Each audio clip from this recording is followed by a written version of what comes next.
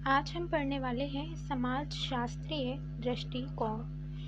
ठीक है, कल हमने क्या क्या पढ़ा था वो मैं आपको एक बार रिवाइज करा देती हूँ, जिससे कि आपको आज का समझने में आसानी हो। ठीक है, सबसे पहले हमने कल पढ़ा था टाइप्स ऑफ पर्सनैलिटी। ठीक है, उसके बाद हमने पर्सनैलिटी के टाइप पढ़े थे, और फिर हमने जो व्यक्तित्व का वर्गीकरण किया था वो अलग अलग मनोवैज्ञानिकों के अनुसार किया। सबसे पहले शरीर रचना के आधार पर किया था। ठीक है, शरीर रचना के आधार पर हमने जो सबसे पहला वर्गीकरण देखा था वो था भारतीय आयुर्वेद शास्त्र के अनुसार। ठीक है, भारतीय आयुर्वेद शास्त्र के अनुसार हमने कितने प्रकार पढ़े थे, चलिए इसको रिवाइज कर लेते हैं। पहला था कफ प्रधान, वात प्रधान और पित्त प्रधान। ठीक है, ये 3 पढ़े थे। उसके बाद हमने पढ़ा था शेल्डन का वर्गीकरण और क्रैशमर का वर्गीकरण। ठीक है, हमने 2 वर्गीकरण पढ़े थे, जिसमें हमने क्रैशमर के वर्गीकरण में हमने 4 प्रकार पढ़े थे। ठीक है, कितने प्रकार?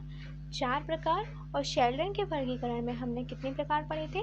3 प्रकार। ठीक है, इसी तरीके से और जो क्रैशमर का वर्गीकरण था उसमें हमने 4 प्रकार कौन कौन से पढ़े थे। सबसे पहला था, मेरे साथ बोलिए, लंबकाय, फिर था गोलकाय, तीसरा था सुडोलकाय और फोर्थ था डायप्लास्टिक। ठीक है, ये 4 पढ़े थे। उसके बाद हमने शेल्डन का वर्गीकरण पढ़ा था, याद आया आपको? रिवाइज करते हैं, गोलाकार, लंबाकार और आयताकार। ठीक है, ये हमने शेल्डन का वर्गीकरण पढ़ा था। ठीक है, तो हमने कल क्या क्या पढ़ा? सबसे पहले भारतीय आयुर्वेद शास्त्र के अनुसार पढ़े थे, फिर क्रैशमर, फिर आते हैं शेल्डन। ठीक है, इन तीनों के अनुसार हमने व्यक्तित्व का वर्गीकरण देखा था। उसी के आधार पर आज मैं आपको समाज शास्त्रीय दृष्टिकोण के हिसाब से व्यक्तित्व का किस प्रकार से वर्गीकरण किया है वो आज हम पढ़ने वाले हैं। इनमें सबसे पहले जो नाम आता है वो आता है स्पेंजर का। ठीक है, स्पेंजर ने समाजशास्त्रीय आधार पर व्यक्तित्व का 6 प्रकार से वर्गीकरण किया।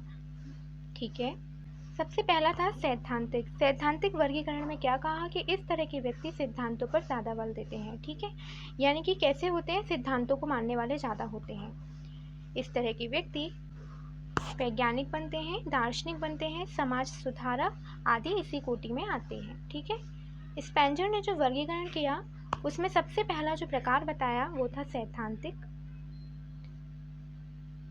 सैद्धांतिक में उसके बाद आते हैं आर्थिक, यानी कि इस तरह के व्यक्ति सभी वस्तुओं का मूल्यांकन आर्थिक दृष्टि से करते हैं। व्यापारिक वर्ग को इसी श्रेणी में रखा जा सकता है। नेक्स्ट है धार्मिक। ठीक है, 2 प्रकार कौन कौन से? पहला था सैद्धांतिक, फिर आ गए आर्थिक। ठीक है, अब आते हैं धार्मिक, यानी कि रिलीजियस। ठीक है, इसमें बताया कि धार्मिक व्यक्ति ईश्वर और अध्यात्म पर आस्था रखते हैं।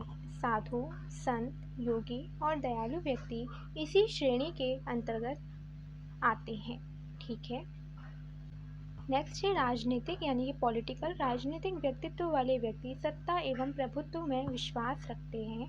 इस तरह के व्यक्तियों की दूसरों पर शासन करने की इच्छा ज़्यादा होती है और वे राजनीतिक कार्यों में विशेष रुचि लेते हैं। नेता इसी वर्ग के अंतर्गत आते हैं। ठीक है, नेक्स्ट है सामाजिक, यानी कि सामाजिक सोशल, जिनका व्यक्तित्व ज़्यादा सोशल होता है, जो सामाजिक होते हैं। ठीक है, इस तरह के लोगों में सामाजिक गुण बहुत अधिक पाए जाते हैं तथा वे सामाजिक कल्याण में विशेष रुचि लेते हैं। समाज सुधारक इसी वर्ग के अंतर्गत आते हैं। ठीक है, नेक्स्ट है कलात्मक। कलात्मक व्यक्ति जो होते हैं उनका जो व्यक्तित्व होता है काफ़ी रचनात्मक होता है, पॉजिटिव सोच वाले होते हैं। ठीक है, इस तरह के लोग कला और सौंदर्य में विशेष अभिरुचि रखते हैं। वे प्रत्येक वस्तु को कला की दृष्टि से देखते हैं और इस श्रेणी में जो आते हैं वो होते हैं कलाकार हो गए, चित्रकार हो गए। ठीक है, इनकी जो सोच होती है वो काफ़ी रचनात्मक होती है, कलात्मक तरीके की होती है। ठीक है, इस तरीके से हमने स्पेंजर का वर्गीकरण देखा। इसमें 6 प्रकार देखे, मैं आपको रिवाइज करा देती हूँ। सबसे पहले हमने स्पेंजर का वर्गीकरण देखा। स्पेंजर के वर्गीकरण में सबसे पहला जो प्रकार था वो था सैद्धांतिक। ठीक है, दूसरा हमने प्रकार क्या देखा? दूसरा हमने प्रकार देखा राजनीतिक। ठीक है, यानी कि पॉलिटिकल। ठीक है, शुरू से करते हैं। सबसे पहले हमने देखा सैद्धांतिक, दूसरा हमने प्रकार देखा आर्थिक। ठीक है, तीसरा हमने देखा था राजनीतिक यानी कि पॉलिटिकल। ठीक है, फोर्थ हमने देखा रिलीजियस यानी कि धार्मिक, जो धार्मिक होते हैं लोग उनका व्यक्तित्व कैसा होता है उसके बारे में पढ़ा। फिफ्थ है सोशल, जो ज़्यादा सोशल व्यक्ति होते हैं उनका व्यक्तित्व के बारे में पढ़ा। और फिर सिक्स हमने लास्ट पढ़ा था कलात्मक, यानी कि जिन व्यक्ति का व्यक्तित्व रचनात्मक होता है उनका व्यक्तित्व किस प्रकार का होता है। ठीक है, स्पेंजर के वर्गीकरण को आपको याद रखना है। हमने क्या क्या पढ़ लिया है अभी तक? भारतीय अर्थशास्त्र आयुर्वेद शास्त्र के अनुसार पढ़ा। दूसरा हमने शेल्डन।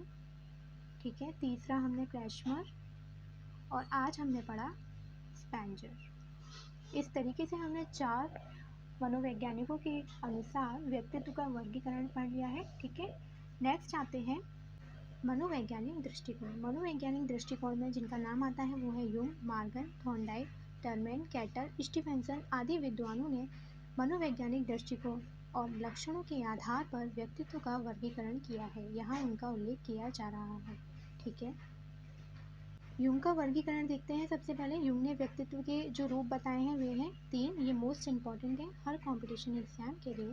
ठीक है, सबसे पहला है अंतर्मुखी व्यक्तित्व, दूसरा बहिर्मुखी व्यक्तित्व और तीसरा है उभयमुखी व्यक्तित्व। ये 3 प्रकार आपको याद रखने हैं, मोस्ट इंपॉर्टेंट है। मैं इस पर जितने स्टार लगाऊँ शायद वो कम है। यूंग का वर्गीकरण इस प्रकार है कि यूंग ने व्यक्तित्व को 3 प्रकार से विभाजित किया। ठीक है, सबसे पहला अंतर्मुखी, बहिर्मुखी और फिर उभयमुखी। ठीक है, फिर से रिपीट कर रही हूँ, अंतर्मुखी व्यक्तित्व, बहिर्मुखी व्यक्तित्व और उभयमुखी व्यक्तित्व। ठीक है, सबसे पहले हम पढ़ते हैं अंतर्मुखी व्यक्तित्व के बारे में।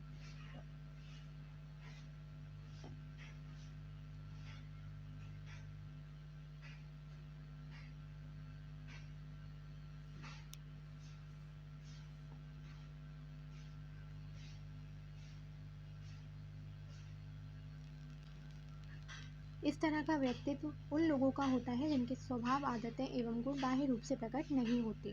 ठीक है, इन लोगों का ध्यान विशेषकर अपनी ओर केंद्रित रहता है और वे अपने में खोए रहते हैं। ठीक है, बाह्य जगत में उन्हें चिंता नहीं रहती। अंतर्मुखी व्यक्तित्व की निम्न विशेषताएं हैं। सबसे पहला है कि बहुत कम बोलते हैं, लज्जाशील होते हैं और एकांत में रहना पसंद करते हैं। फिर आते हैं बहुत अधिक चिंतन करते हैं, यानी कि ज़्यादा चिंतनशील होते हैं, स्वयं के विचारों तक अपने तक ही सीमित रखते हैं, इसे ज़्यादा प्रकट नहीं कर पाते, यानी कि इनका व्यक्तित्व कैसा होता है? अंतर्मुखी। ठीक है, इंट्रोवर्ट टाइप के होते हैं। ये संकोची स्वभाव के होते हैं।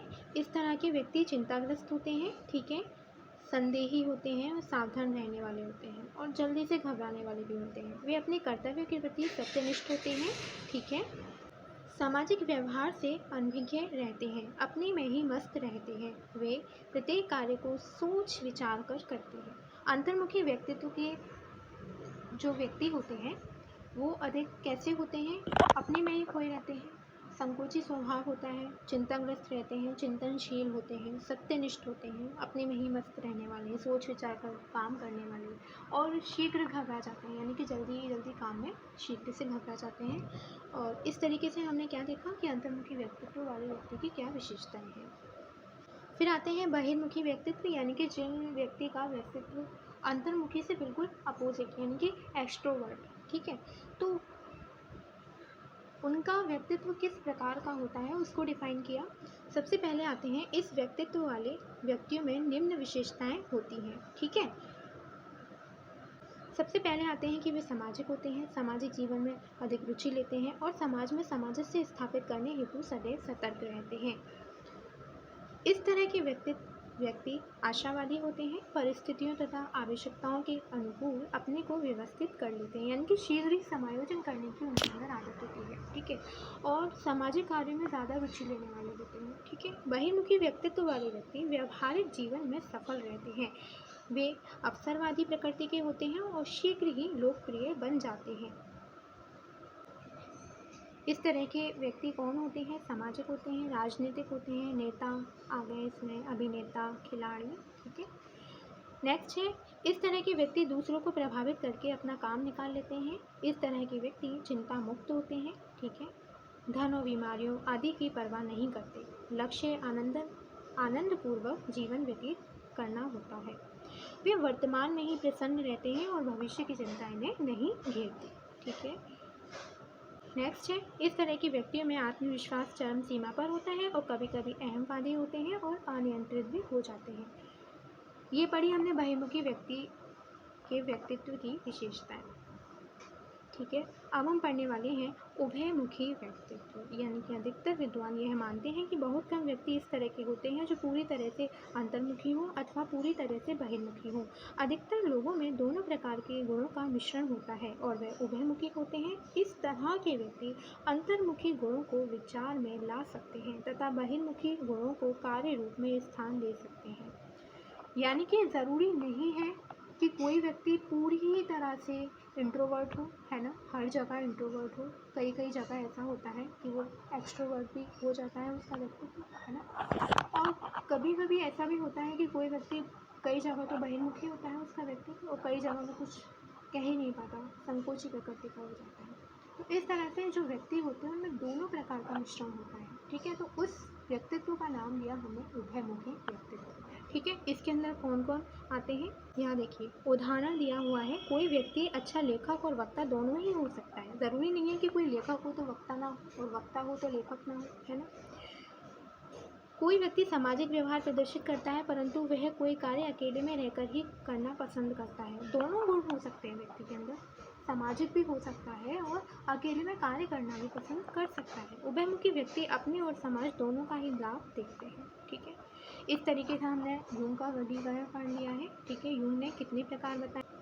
3 प्रकार। कौन कौन से? सबसे पहला था इंट्रोवर्ट, ठीक है, फिर आए एक्सट्रोवर्ट, ठीक है, और नेक्स्ट था आपका उभयमुखी। ठीक है, इस तरीके से 3 प्रकार हमने देखे, किसके अनुसार? यूंग के अनुसार। ठीक है, आज के लिए बस इतना ही। आपको नेक्स्ट वीडियो में मैं आपको थॉर्नडाइक का वर्गीकरण कराऊंगी। ठीक है, थैंक यू।